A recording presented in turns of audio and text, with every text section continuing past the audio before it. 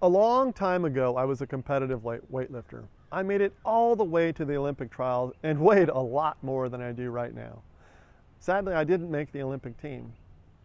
And like many people in sports, you learn that the pursuit of a dream teaches you a lot about life and gives you tremendous insight about life in general.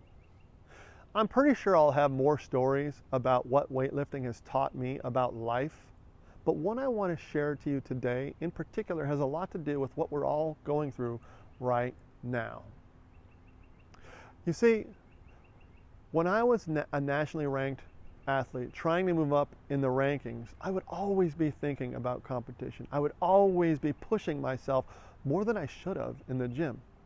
You see, as most weightlifting coaches will tell you, in order to train for peak performance, you literally need to cycle your body through an exercise regimen where you literally fatigue your muscles to the point of failure. Then you let your body heal, rinse, and repeat. You set your target performance to major competitions, and then you go. Our training routines, you would typically train at a percentage of your maximum weight or target weight. I used to overdo it.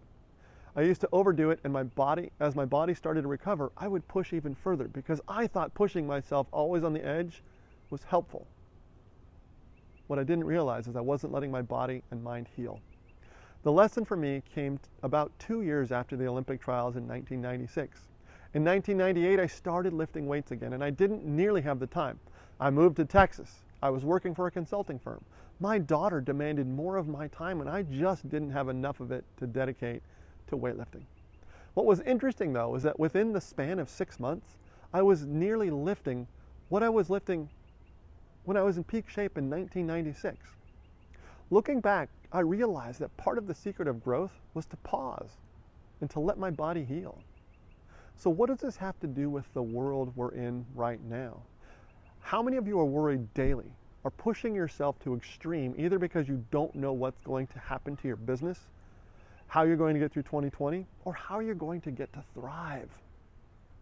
These are all problems that are not going to go away, and you need to focus on how to fix these and to question yourself through the entire process of uncertainty.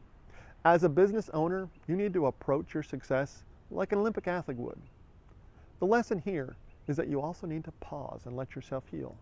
By healing, your mind and your body will be better able to find solutions, and you'll be better able to perform by cycling down. Look, we're in a weird business cycle. And like a training cycle, this is a reminder to us that we need to focus on our goals, solve problems, thrive. But we also, in order to do all these things, you need to let your mind and body heal. So take an occasional break. Dedicate one day to nothing other than your family. And most importantly, find gratitude in what you do. And I think by doing that, you'll be ready to find thrive. And you'll be ready to perform